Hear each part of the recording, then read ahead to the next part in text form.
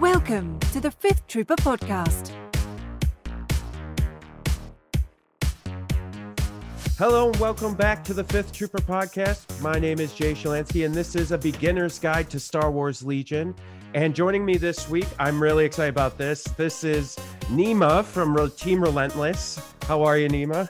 I'm doing all right, Jay. Happy to be here. Really happy to see you after what it's been like 10, 15, 20 years. Yeah. Stuck in our homes. When Nema first got on the Zoom call, I was like, how long has this been? 10 years? I don't even know right now.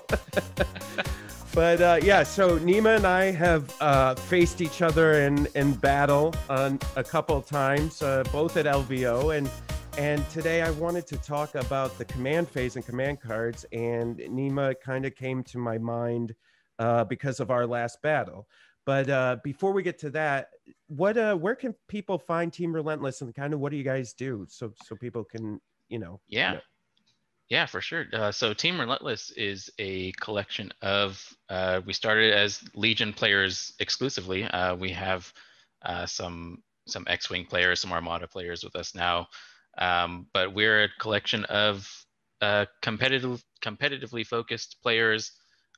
We have our pillars of competition and ingenuity in list building and play styles and sportsmanship. These are basically the most important things to Team Relentless. And you can find us on YouTube. I think you just search Team Relentless, you'll find us. We have a website that's going to be out soon. There's sort of a placeholder out there. You might have seen our synergy tool as well. That was basically the brainchild of Ben, and I wrote the code for it, and it's been a pretty cool tool that beginners have said some pretty positive things about. Awesome. And so would they find that on your probably on the Team Relentless Facebook page or something? Yeah, I think there's a link there on Facebook somewhere. It's also synergytool.teamrelentlesstabletop.com. Awesome. Something like that. Yeah. So if you guys need to pause and replay that to get that, you guys can, or search them up on Facebook. But I can, Brad is on your team too, right? Yep. Yeah. And yep. So I can personally vouch for the last few years of Legion on the competitive edge. All these guys have been, Nema's been a judge at a couple events. You're judging Invader League now, right? You're one of the judges. Yeah. We're in the single eliminations of Invader League right now. So there's in the next couple of weeks, there should be plenty of fun games to watch if you're into watching live streams of Legion. Yeah, and for any of you who don't know, Invader League is the tabletop simulator online version of Legion that it's basically a big tournament that everyone around the world gets to join. So if you haven't seen that and you want to get some Legion and see Legion, check out Invader League. But yeah, these guys have been in, Brad does the table designs like at LVO, where when we last played, Nema and I, that's where Brad had designed the top 2 or 4 tables, I think. Something like those that together. Yeah. Mm-hmm. And he has a great article actually on our website on thefifthtrooper.com talking about designing table layouts and stuff that you guys can check out as well. So yeah, you guys do great work. You got a great team. So thanks, man. Yeah, very happy to have you on. So let's do a little background history here. So Nema is known as, and this is such a dad joke, and I'm sorry everyone, but I call him my Nemesis. I love it. We met, oh gosh, so it would have been 3 or 4 years ago now at the first LVO for Legion. 2019, right? Yeah. Okay. So 3 years ago. So yes. So round 1 of LVO 3 years ago, that was the first time we had met in person, and we had a great game. You took that, right?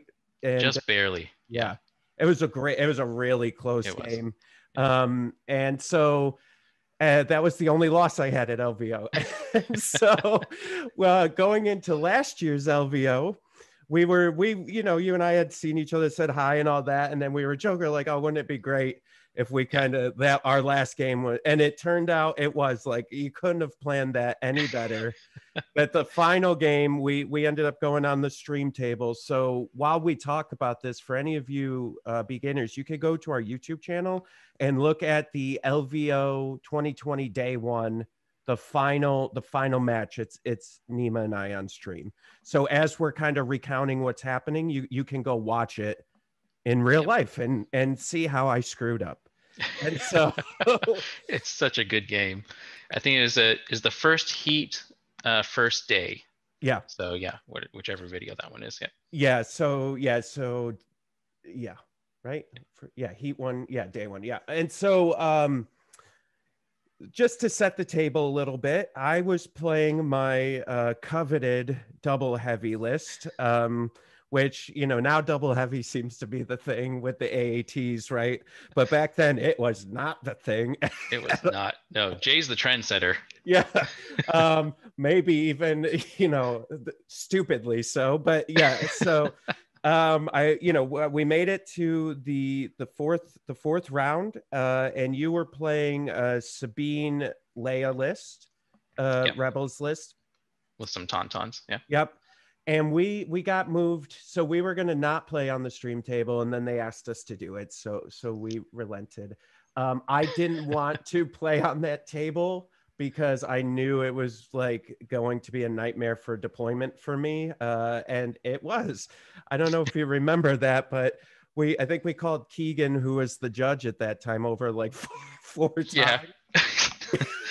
he still hates me for that. Yeah.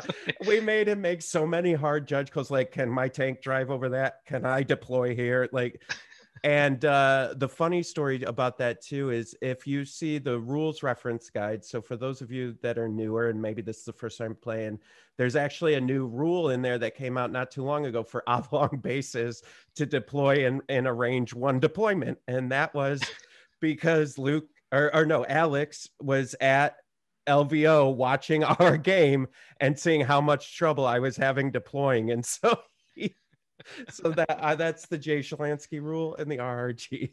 Yeah, thank you for that. Yeah, you're welcome. I think they also gave us some new rules about how we can move over barricades or something like that and get cover from it, because that was another contentious thing. Oh my gosh, yeah. So that's kind of the early setup. I believe we were playing Recover.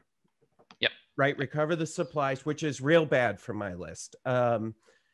But so setting up, it was an uneventful turn one. I think we just were getting into position. I had some sniper shots. I think you might have had some sniper shots, and your tauntauns were getting into position, right? And so, yeah. So it maybe was a purely positional turn for me, at least. Yeah, I don't know if I even took any shots. I probably took like 2 shots the whole game. Yeah.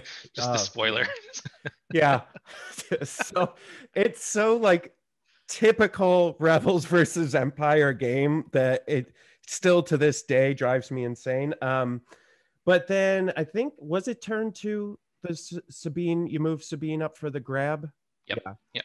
And so this is where the command. So to get onto the topic at hand, I just wanted to kind of set this all up for everybody. So Nema had prepared Sabine to move into the middle of the table to grab the box. Yeah. I had a very clear shot from, I believe, just my ATST at that point, right? Not both. Yeah. And right. Yeah. And so we were prepared, and I'll kind of talk about what was going through my head, and then you could talk about what's going through your head as well. I assumed that you were going to play Leia's 2-pip, No Time for Sorrows, and to get you that extra speed 1 move. And I wasn't 100% sure, though, because I was like, all right, he could do that, push Sabine up. But then also in my head, I was like, maybe he's going to play ambush or something, or and use that for Sabine and then win on the priority. And so really at that point in my deck, I had 2 options. I had pin down or ambush. And in my head, I said, okay, he's going to play a 2 or a 1. I could go with the 1, but I feel like I'd be wasting it right now. Like I feel like I may need that later.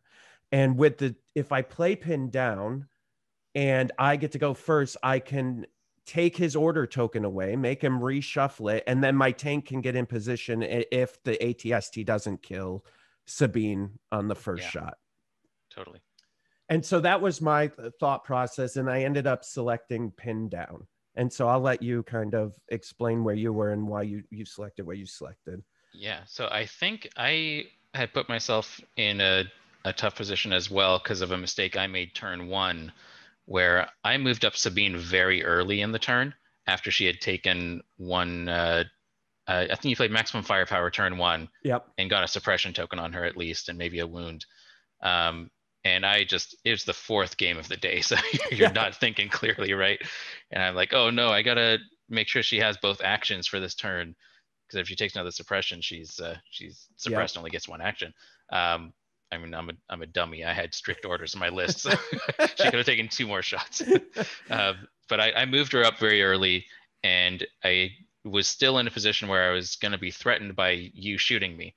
So instead of double moving up and touching the objective, I double moved up and hid close to the objective within a speed 1 move, intentionally within a speed 1 move, because I was planning for turn 2, where I was going to play No Time for Sorrows, so that my hope was that maybe my opponent doesn't see this play where I'm off of the objective at the start of turn 2, so they're thinking, okay, I don't have to worry too much because he can't grab it and run immediately.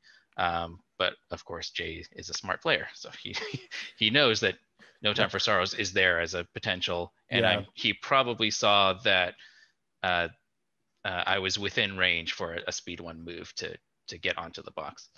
So I was waffling a little bit between No Time for Sorrows or playing a high pip card, because if I don't get priority on No Time, then I don't want to be going first. I want to wait until I'm last and then jump onto the box and run away turn 3. So that's what was going through my head. I ended up playing No Time for Sorrows and just gambled that I was going to have priority. Yeah, and so we both ended up playing a 2-pip. And so for those of you that don't know, it goes to a dice roll. And so our fate of that game and of that tournament was based on a dice roll. And so so Nema ended up getting the roll and getting the priority. And so if I remember correctly, you took that, did the move, you did the speed 1 move to touch the box, and then Sabine grabbed and ran towards, exactly, I believe it was towards Leia, who was behind some line of sight blocking on the right-hand side of the table. Yeah. And so in my head, it was okay, because I was like, you know what? I'm going to catch up, right? Like she didn't go that far. But the problem was I didn't have any of my core troopers. I had three snipers and four core troopers, but all my core troopers were back because they're all naked and they don't have anything else. And you had those tons coming up on the left flank as well, right? Yeah. And so I had to strategically keep them back so that you didn't eat them alive with the tons. Right. And so I ended up killing Sabine on that turn, but you were already close enough with the rest of your army, particularly Leia, to go out and box grab. Yeah, exactly. And that was my goal for that turn. I knew that there was potential for her to die. Probably the only thing that she's going to do that game was move that box a single speed 3 move in my direction, and then just start the chain of different units grabbing the box and running, possibly dying because there's an ATSD bearing down on them. So the entire rest of the game was just me trying to manage the distances of my units so that they're all within a speed 1 move or a speed 2 move if they had to jump up and grab a box from their buddy dying. And it was just so tense. It was. And man, so we'll get back to that, because I just wanted to say, like, for me, the most frustrating thing was, again, like Nema said, it's game 4. You're exhausted. It's like 9-10 o'clock at night. You've been there since 8 or even earlier if you were helping set up and do things. And I remember I saw what you were doing, and I was like, this is going to be fine because my tank is really fast and you are Rebel t-shirts. So I'm going to get to you and I'm going to murder everyone and you're going to drop the box and I'm going to win on points, right? So I'm coming around one of the line of sight blockers with the tank, and it's until it's too late that I realize my tank can't get in a position to get a line of sight behind. So basically it was a building that was at a kitty corner in the corner of the board. And I thought that my tank was going to be able to see. and it couldn't. The way you had positioned the unit right behind the, like, kind of at the edge of the corner, my tank couldn't see it, and it couldn't fit through to drive through either. Yeah. And I think the killer was that the gap between the board edge and the building was slightly less than half of the width of the tank. So there's literally no way that you get in to see because of where the line of sight point is. yeah. And there was like a little cutout to the building as well, I think. So I was able to hide a little. Yeah. Honestly, it wasn't until right before I got up to that I realized that was going to happen. That's when I got that's when the frustration hit, and I was just like, oh man, like I wish I had looked at that closer. But so let's go back to that turn. Now, I don't know what your belief is, but let's say I had played ambush. I definitely could have gotten the AT-ST in a position to shoot her, I believe, without cover at that point. Because I think I could have moved him around, and he would have had the aim from link targeting array. So I could have moved and with an aim and shot and potential to kill her. Right. So do you, one second. Yeah, no problem. Sorry. Here you go, buddy. Nema's got to let his dog out. That's fine. Yeah. But I think, I believe that if I had played a 1-pip, that would have been a different game. I don't know if you saw it that same way. Yeah, I think so. It would have been very different. I think my goal would have been the same, that I'm still going in with the mindset that Sabine's going to die after running away with the box. Mm-hmm. It would have been much closer. I think the Tauntauns would have been a little bit more critical.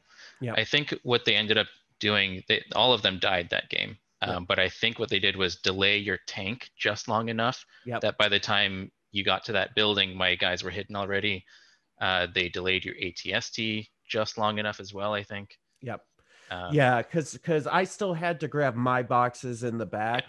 And so it was kind of, it was a really smart move, because with that 2-pip and Sabine being able to move before dying, that really set the whole tone for the rest of that game. Yeah. And so why am I bringing this up for everybody at home? And it's really a lesson learned. And there's 2 lessons with this. One is, if there is a higher pip card than what you believe you should be playing at that moment that could do better, don't wait, play it. Don't think that you need to, I may need this later, right? No, you need it right now. If you feel like you need it now, you do. Yeah. You mean higher pip, or you mean like a faster card? Yeah, like a 1-pip versus a 2-pip. Yeah. Yeah. And then the other thing, and this is a great piece of advice, I believe Mike from the Notorious Scoundrels told me this once, was don't pick a command card because of the flavor text. Pick it because of the pip that you need for that turn. Yeah, I remember him saying that. And I think for the most part, I agree with that. There are probably some cases where that's not true, but in general, that's a good rule of thumb.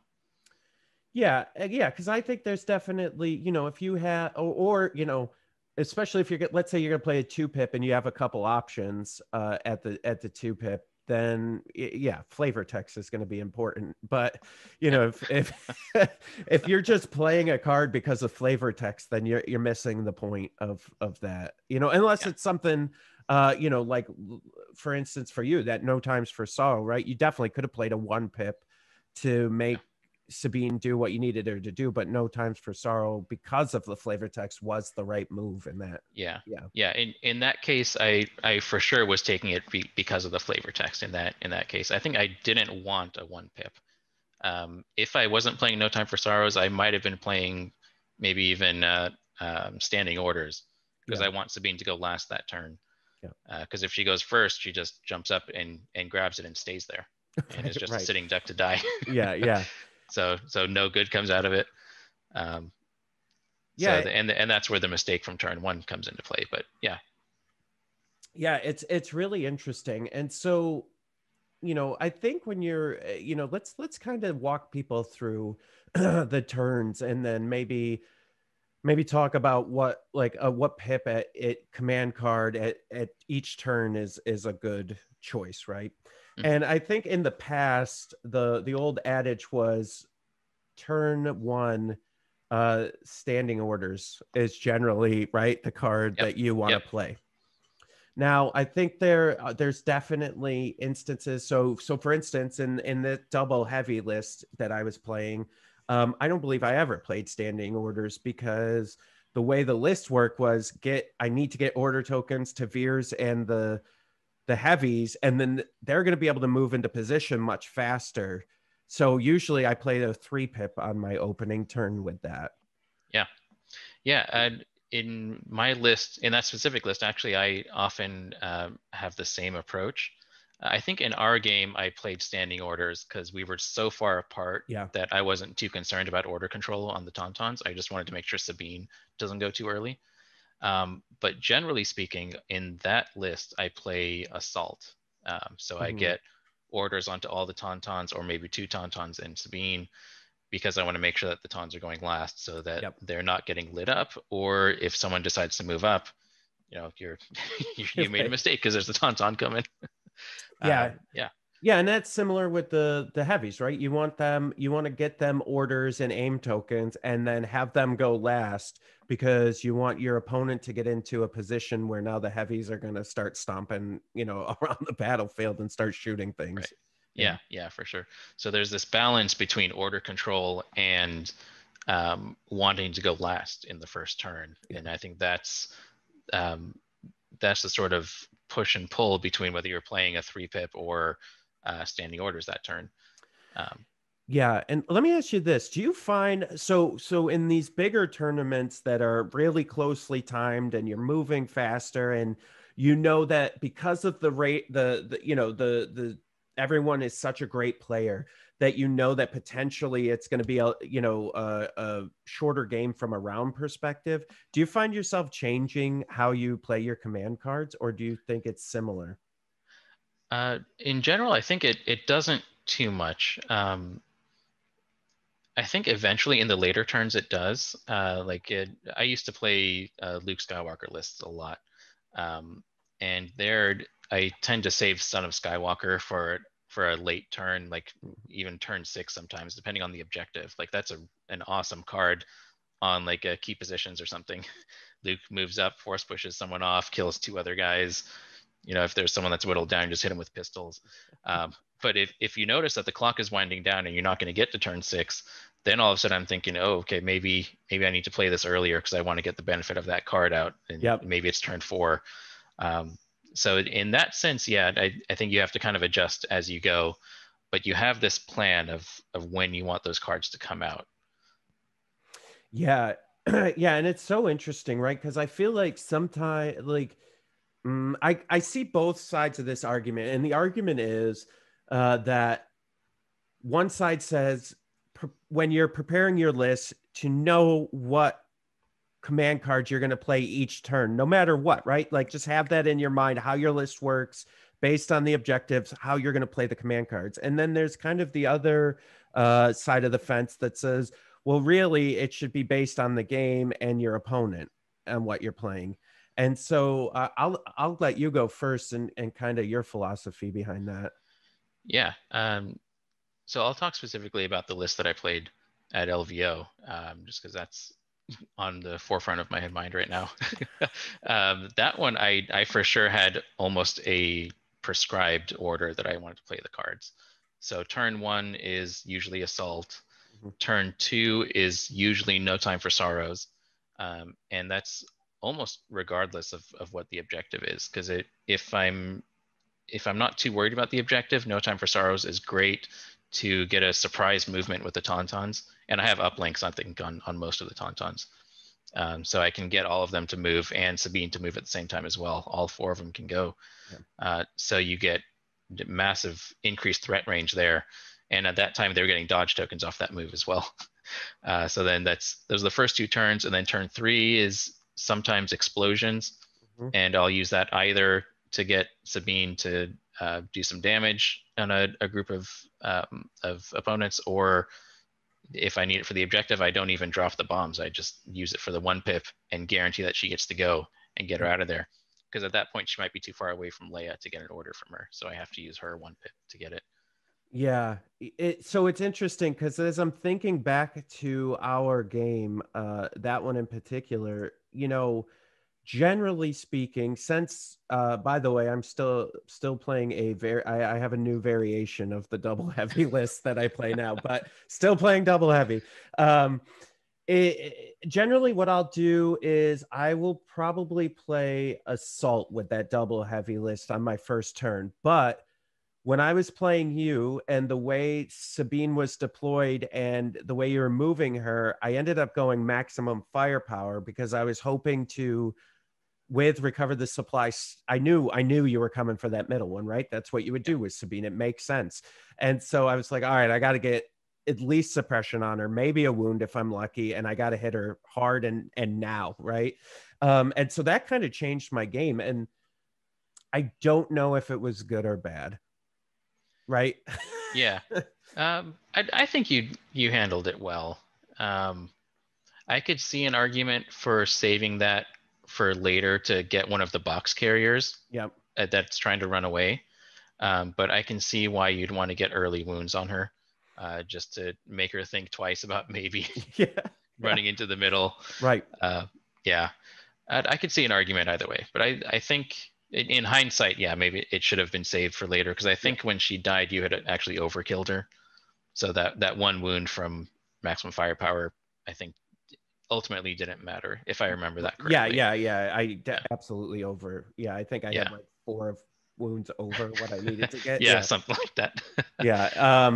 Yeah. So I guess this is something to think about for beginner players that are listening, is that if you kind of have a plan and your list, like I'm a proponent of, I think any list is good if the pilot is good, right? If it's a list that you've played, like that double heavy list, I played probably 100 times leading into LVO, right? Nice. So I knew the list. I've been playing locally. We had 3-4 matches like leading into our match, right? And so I just play it all the time. And once you know your list, then you're good, right? That's what it's all about. But I think what part of and back to what I was saying with the two sides is, I ended up changing what I normally do because I saw an opportunity.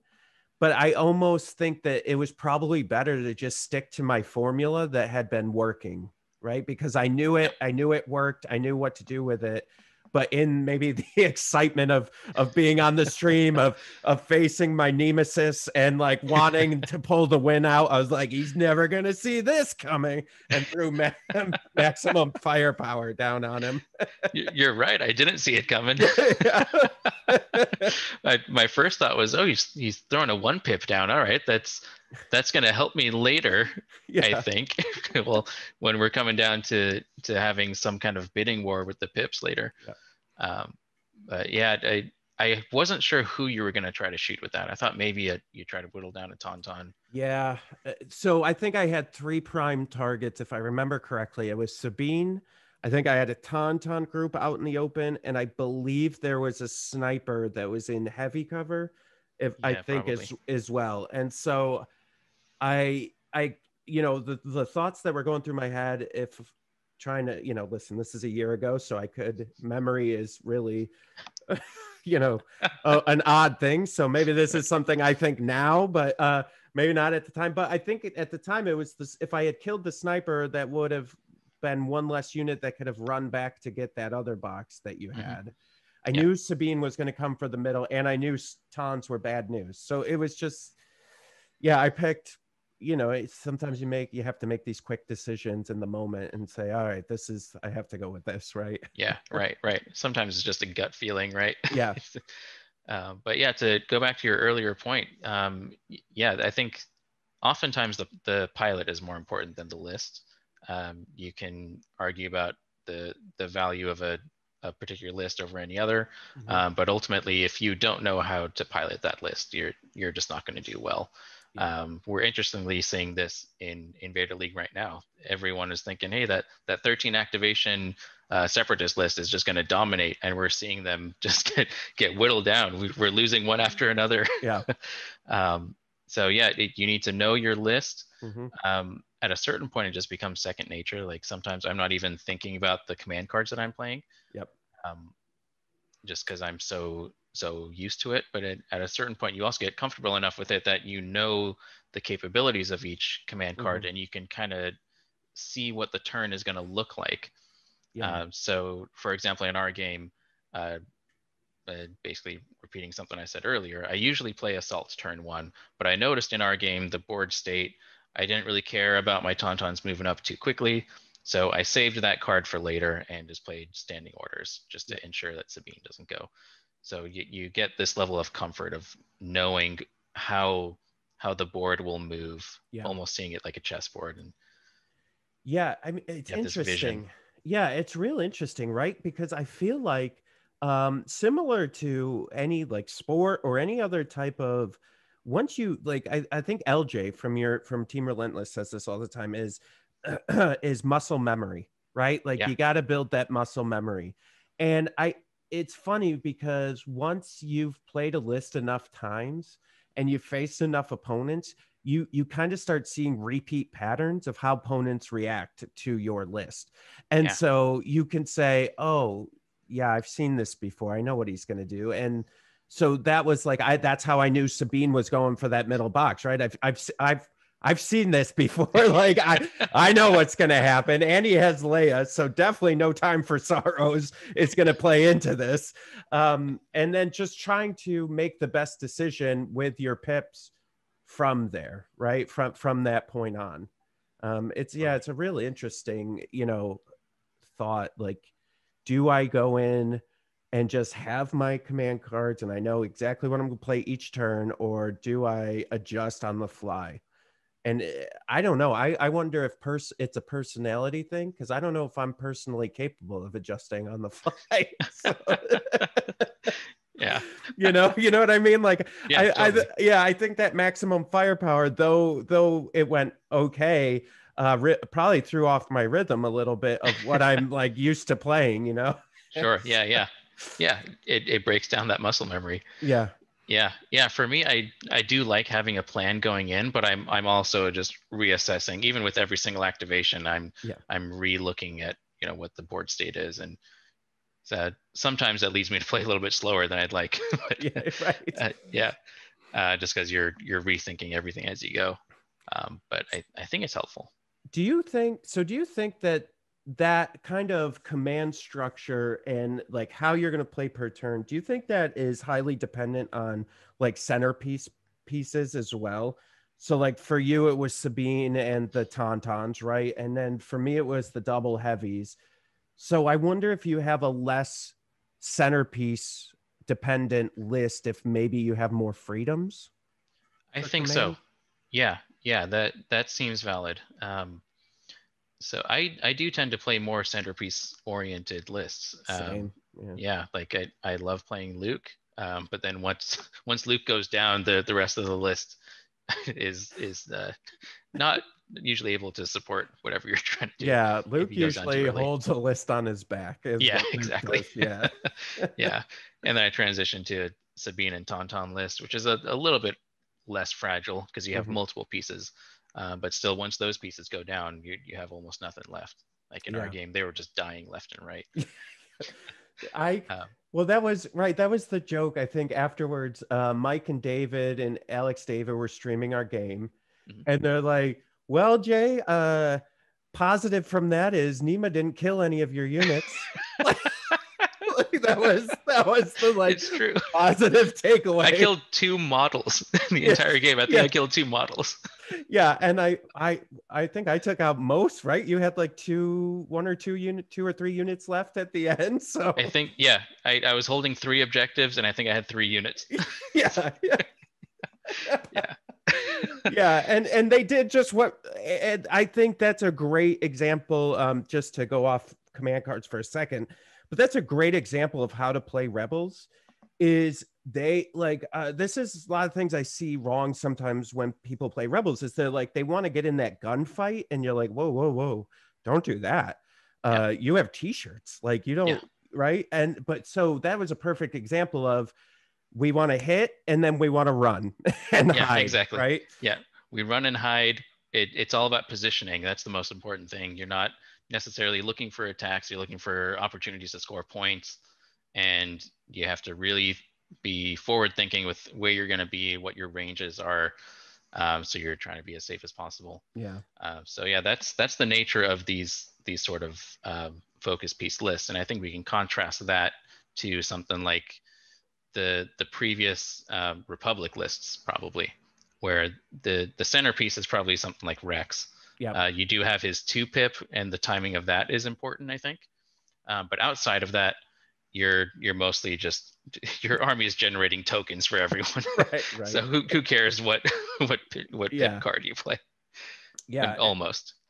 Yeah, and it's interesting, right? Because that I think that's one of the great parts about this game is the whole command phase piece of it, right? It really adds that additional layer to the game of thought, and not just like pushing my minis forward and firing, and then you push a mini forward and fire, right? And it's kind of like a weird cat and mouse game that you're playing too, on top of the whole thing, right? Yeah, it's true. Like, you're going through these phases every turn, but no turn is the same. And it's entirely because of that command phase, where you're setting the stage of what that turn is going to look like, both in terms of, who's going to get to go first, which also implies who's going to get to go last. Those are both two very important things. And sometimes the flavor text will come into play as well, because that will determine what that person's strategy is going to be. So if you can predict what your opponent is going to play, then you're going to have a good handle of what you're expecting to see out of them. And if you didn't predict what they were going to play, once you see their card, then you do get a sense, you get a more concrete sense of what they're going to try to do. So you can maybe respond to that with your early activations. Yeah, you can try. Yeah. sometimes you I'm can going try. well. Yeah. All right, so here's a question for you. When you're building a list, at what point and listen, for those of you listening who are beginners, we're veteran players, right? So it may be different for us, for you. I'm just trying to get a wide scope for everybody. When you're building a list, though, at what point in the build process do the thought of the command cards come in for you?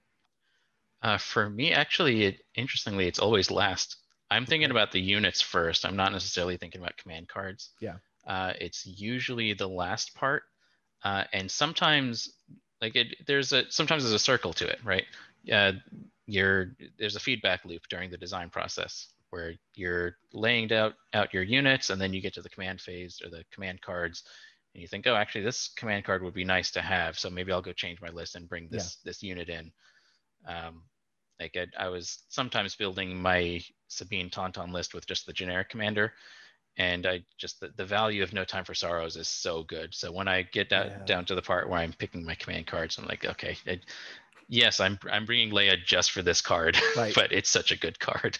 Yeah, I would say same for me, but with Veers, it's like, okay, sure, I could get a generic commander in there, but between like evasive maneuvers with a double heavy list, and then having that maximum fire kind of in your back pocket to say, okay, if the opportunity presents itself, I could potentially do some damage, is really nice. And so, yeah, I would say, for me, what I do, it's a weird order. So I, like you, I'm a centerpiece player, and so I'll pick 1 to 2 centerpiece units, whether it doesn't matter, commander or heavies in my case, and then I'll go, okay, now who has command cards that'll help this out, right? Like, and then that's how I pick the next unit, right? And then I just fill in the gaps with a bunch of naked troopers and go, there we go. Yep. That's exactly my thought process as well. Yeah. And I'm playing Rebel, so no one's playing anything other than naked troopers. Right. Yeah. Unfortunately. Okay. So here's another question for you. In your opinion, this is Nema's A+ opinion, everybody. So take this to the bank. What is, for the bang for the buck, what's the best command card or even set of command cards? I'll take both answers. Okay. Best command cards. Yeah. All right. I'm cheating. I'm looking through. No, it's okay. Okay. I think if we're gonna look at set of command cards, yep, it's really hard to beat Dooku. Okay. That's a really good set of command cards, because it's also coming with cunning. Yeah. So you have a really good chance of going first. So you have that going for you, and then just there's so many shenanigans that he plays with those cards. Yep. Just the fact that he can remove order tokens, exactly what you were trying to do with pin down, Yeah, but he just does it for free. Yeah, he just does it way better. Yeah. Yeah. Exactly. So he has that. He has the one where you can get extra movement off of his attacks, I think. Extra suppression. He has the one where he just has a bomb of an attack on someone. Yeah. So that's a really good set of command cards. As far as singular command card, that's a tougher one. I think Palpatine has a really good one. Yeah. His 2-pip, I think. The one where he's basically guaranteeing to go first with that card. Yeah. Because he's picking, he just makes your sniper in the back go first. Right. Man, I would say it's Son of Skywalker. Oh, you think so? Maybe one of the best cards in the game. Yeah, okay. I don't know. Attack twice with 7 black dice. Yeah, Okay, sure. Attacking twice is pretty good. That's fair. Yeah. So what do you think? What commander, and I listen, I haven't looked at Lando and Kallus enough to add them to this conversation on my end, but sure. What commander do you think has the best army support cards from a command perspective? So if I'm not going to play a centerpiece, I'm just playing, maybe I'm going to play a gun line, or I'm going to play just bodies. Who do you think would support that the best? We could go by faction, or you could just pick who you think would support it the best overall. Yeah, that's a good one.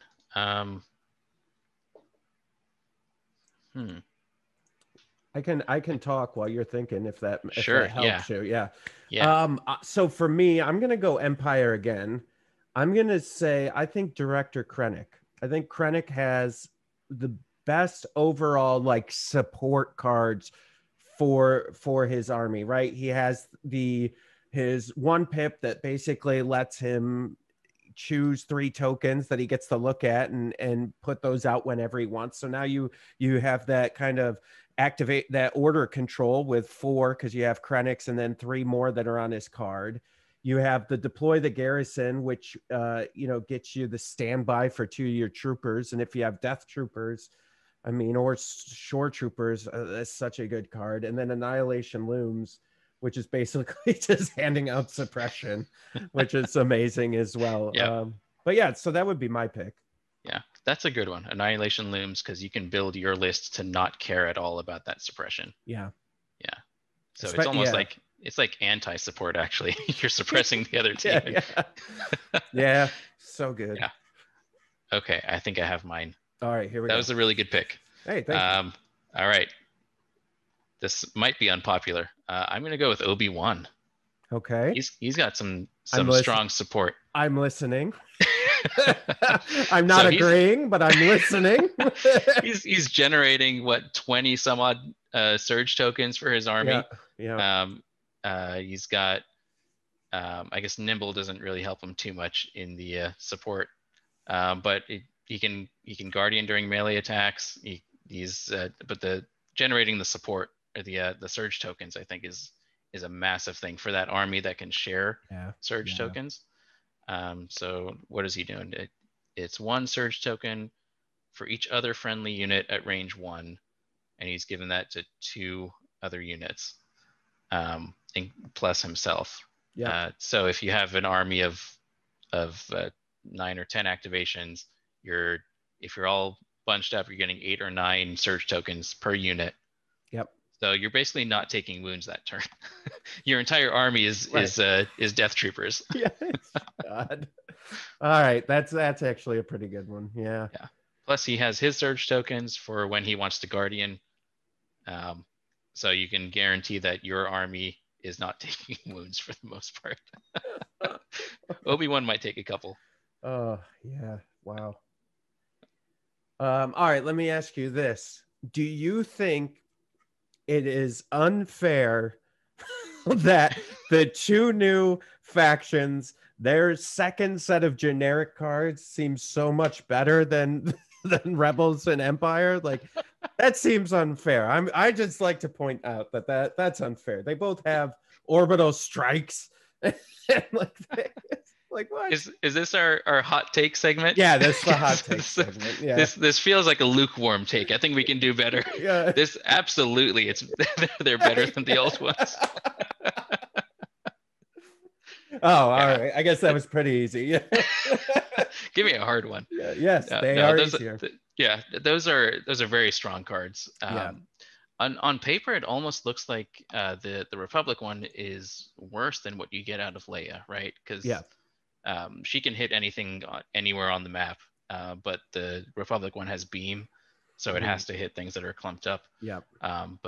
But overall, I think it's more dice, isn't it? It's 3 versus her 2, if I'm remembering it correctly. Yep. Yeah. Yeah, it's interesting. Yeah, I mean, they do have some stipulations, right? I think the orbital strike for the droids is it's a droid trooper, friendly commander droid trooper. So you can't really, Dooku can't do it. Right. And then, or a friendly field commander, which that's real nice that the two new factions have field commander. I would love to see a General Vice or Wedge be a field commander. That would be amazing, but we don't always get what we want, do we? That would have been a really cool errata. Yeah. I think they're totally fits them thematically, right? Yeah. Like, I would like to go back in time and beat you at LVOs last year, but can't do that either. No. 2022 maybe. Yeah, I hope so. I hope that we have it. I honestly, if we have an LVO tournament in 2022 and we both can make it and we face off, I would be fine with you beating me again, sir, just to be able to play. That'd be so much fun. Yeah. I wouldn't even care about the outcome. It'd be so much fun. That's exactly what I was, we've been talking a lot about that lately on the 5th Troopers. And I'm just like, I just want to play, man. Like, I don't care. I don't care if I lose every single game. I just want to play. Like, I just miss it so much. Yeah, absolutely. All right. So Nema, do you have any final words of wisdom when it comes to command cards for our audience? Words of wisdom. I think they don't have to be very wise if you don't want them to be. Fine. I was trying to set you up there, but sure. I think it's so important to read the board state every single turn. You have to come in with some comfort with your list and knowing what you're trying to do overall in the game, and knowing your battle deck, especially, and knowing what the conditions of the current game are. But you have to reassess every single turn and decide, how quickly do I want to go this turn in terms of how many pips you play, not your speed of play. But yeah, so think about that. And then flavor text usually comes second. Yep. And just you gotta think on your feet sometimes. Yeah, I like all that. Yeah, and I like to where our conversation, I think we ended up with a really good kind of recommendation too, is that sometimes playing a pip so that you can hold units back is the right decision too, right? For you, it was Tauntauns. For me, it's the heavy units, but being able to have them go, or Sabine, having them go last, right, is really, really key as well. Yeah. I think that's some pretty good recommendations. Yeah. Sure. All right. Well, we'll end it there. Nema, thank you so much for joining me. Really appreciate this. Thank you so much for having me, Jay. It's good to see you. Yeah, you too, man. And everybody, join me next week. I am actually going to be talking about, we're going to cover Your Turn. I'm going to have another special guest next week. So come join us and learn even more about Legion. Awesome. All right, everybody. Have a good week. Join us next week for another edition of the 5th Trooper podcast.